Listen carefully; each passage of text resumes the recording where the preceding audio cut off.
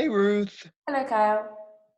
I was in class the other day and I was talking with my students about what's a phrase, and it seems like it's still unclear. I'm not sure what to do. I've had this problem before. It can be quite hard to explain exactly what a phrase is. So let's talk about it today and we'll try and work out together the best way we could explain that. So, generally speaking, a phrase would be more than one word that act together in order to serve a grammatical function in a sentence. I think we need to break it down a little bit. Like, what's the difference between a phrase and a clause? A clause, it would be another group of words that act together in a sentence. But the primary difference is that a clause would have a subject and a predicate in it, whereas a phrase wouldn't have both of those things. Although a phrase can serve as a subject or as a predicate, it shouldn't have both. If it has both, it's a clause. So I tried to use that idea and explain, well, what's a noun phrase? But when I went to explain a noun phrase, it still seemed a little unclear. They understand that noun phrases consist of a noun and a determiner or a modifier, but then when I went to give them examples, it became unclear. So I guess an example could be something like a good book could be a noun phrase. So we've got the determiner a and good, which would be an adjective here describing the book. So both of these work to kind of support book in the sentence. And I think you can see a good book could act as the subject of the sentence. A good book is a good way to spend a Saturday, or perhaps as the subject as well. I went to the shop to buy a good book. Then you can build on a noun phrase so much.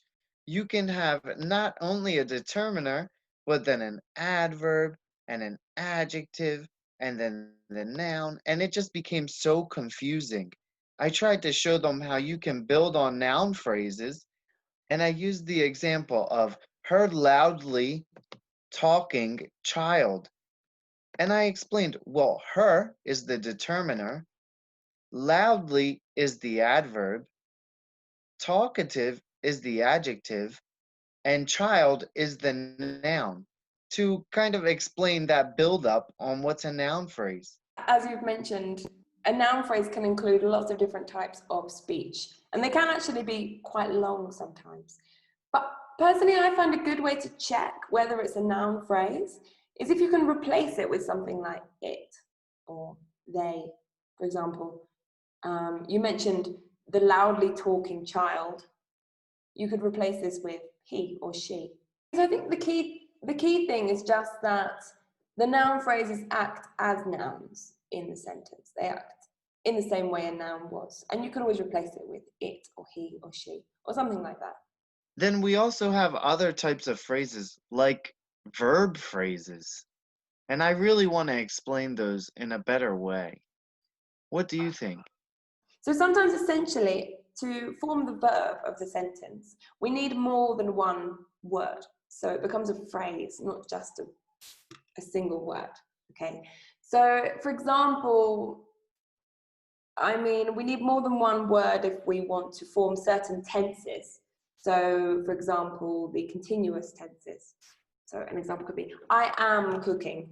So this is the continuous tense. And you can see that to form this verb, we need two words, am cooking. We need more than one, okay? So it's a phrase, it's not a word. Other examples could be perfect tenses. Usually we need a phrase rather than just a word. So I had been cooking when.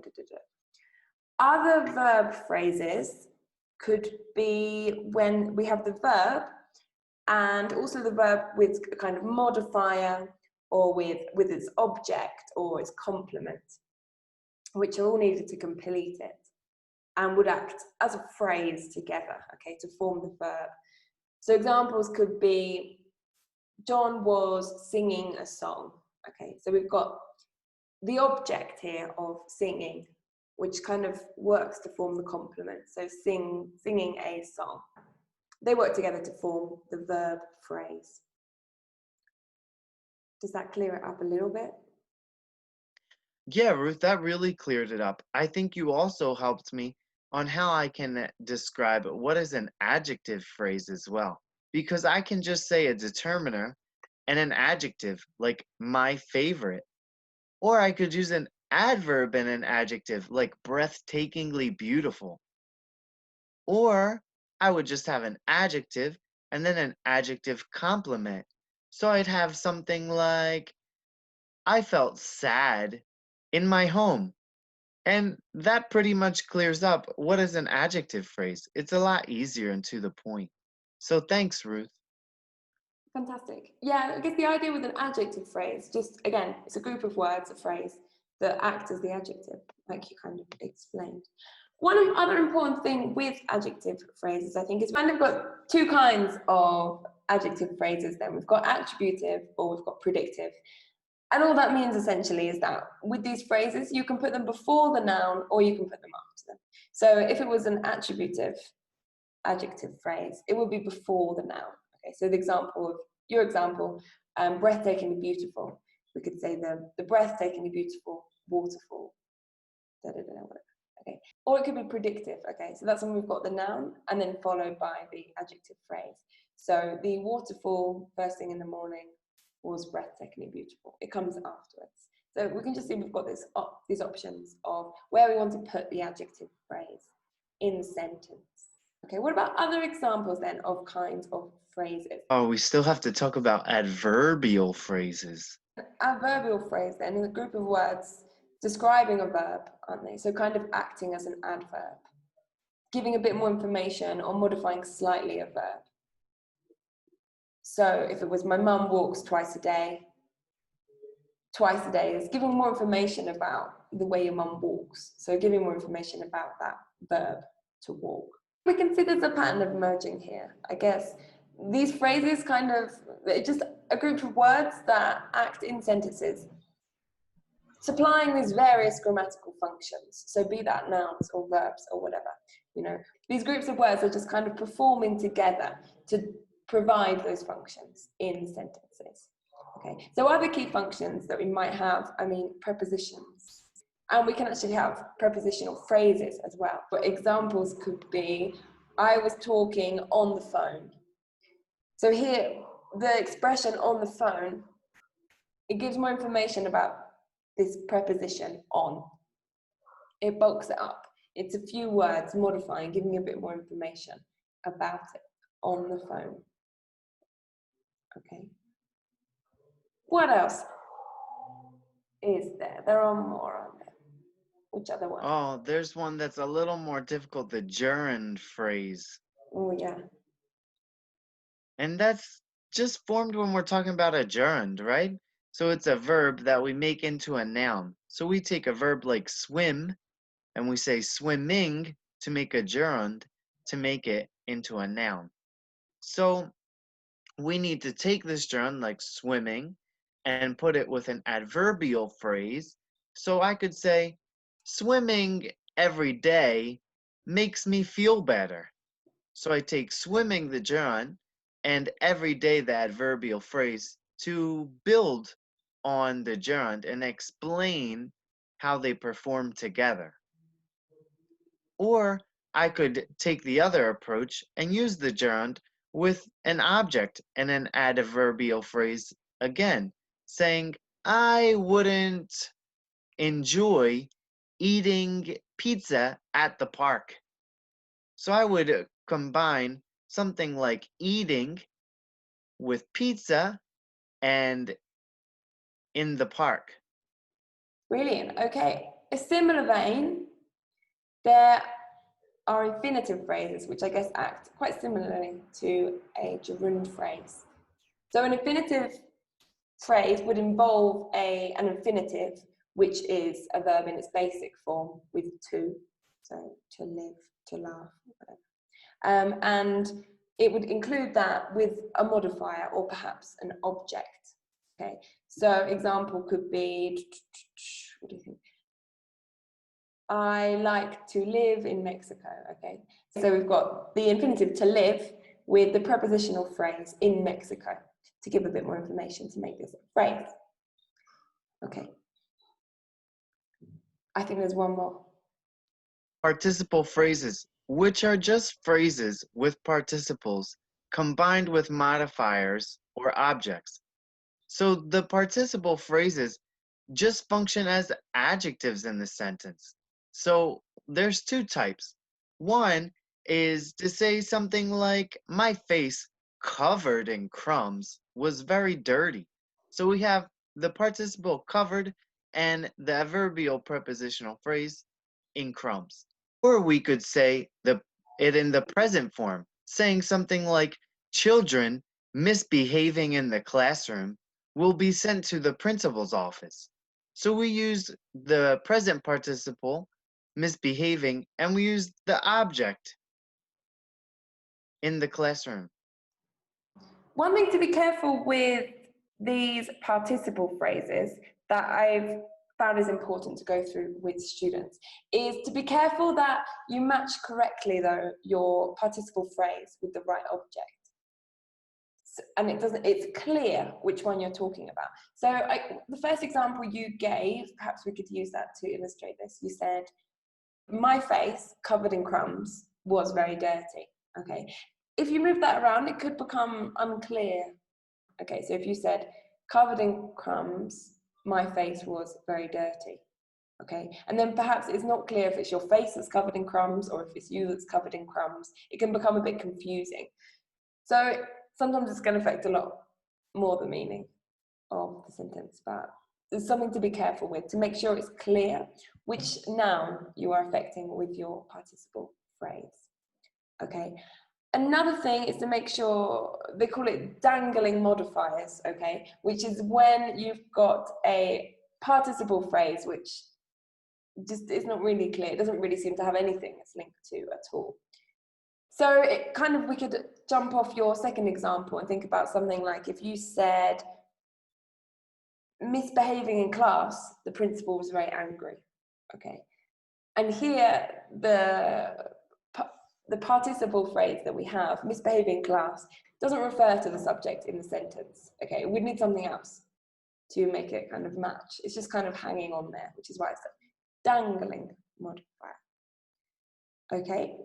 Another thing I think we should mention is that sentences don't just have kind of one phrase or two phrases. There will be loads of different kinds of phrases that exist within a sentence. And often we would have a phrase that actually has different kinds of phrases within it, okay, kind of slotted inside, which you might have noticed in some of the examples we have given. So for example, Kyle, if we looked at the sentence, the English teacher drinks coffee in the morning. Okay, so here we've obviously got the subject, the English teacher, which we can see altogether. That's a noun phrase describing the noun, the teacher. Okay, so we've got the determiner, the, and then the adjective, English. Okay, all describing the noun, teacher, a noun phrase. And within that, we've also got the English, which will be an adjective phrase working to describe teacher. And then in the next part of the sentence, drinks coffee in the morning, which acts as the predicate in this sentence. We've got first drinks coffee in the morning. So that would be a verb phrase working around the verb drinks, describing what we are drinking. And then we've also got coffee in the morning, which would be an adverbial phrase describing this verb drinks. And we've also got a prepositional phrase there at the end as well, in the morning, revolving around this preposition in. So you can see, I might have even missed some, there are lots of phrases that work together inside this sentence, okay? And some of them are within other phrases.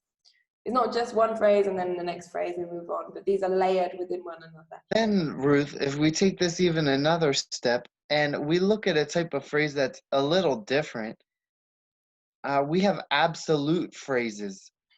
They're very different because they're completely independent, meaning it's a group of words that modify or add information to the sentence, but they're obviously independent. So they can be starting the sentence or ending the sentence, and they can even be right in the middle of the sentence, just separated with a comma or a dash. So they're pretty easy to find in a sentence. For example, if we have my teacher, the one I really like, decided to leave school early today, we can hear the pauses where the commas are that indicate that it's an independent group of words, an independent information that we're adding to the sentence. And we can identify that as the absolute phrase. Okay, similarly to that as well, we have got what we call appositive phrases as well, which I think we can talk about in a similar way. And these kind of come after a noun and they rephrase it or they identify it. Okay, so example could be my dog, an old Labrador, is called Max. Okay, it's not true. I just made that up. But here we've got an old Labrador kind of describes or identifies my dog. Okay. Often as well, these are kind of they're kind of proper nouns which replace kind of more general nouns. So example could be my brother, Tom Channerin, is studying medicine. Okay, that is true. So this one we've got, again, we're renaming or we're identifying the noun in this separate little phrase that we interject in, which would usually come after that noun. Okay, so that's another kind of more specific kind of phrase which we use. The important thing to take away is that these phrases, they are little groups of words, two or more, that work together in sentences to serve a particular grammatical function. So whether that's replacing a noun or an adjective or serving as an adverb, whatever, they work together to do that function. Thanks so much, Ruth. You really helped clear up all of these phrases. I had no idea there are so many. So thank you so much. Bye, Kyle. I'll see you soon. Bye. Have a good day. You too. Bye.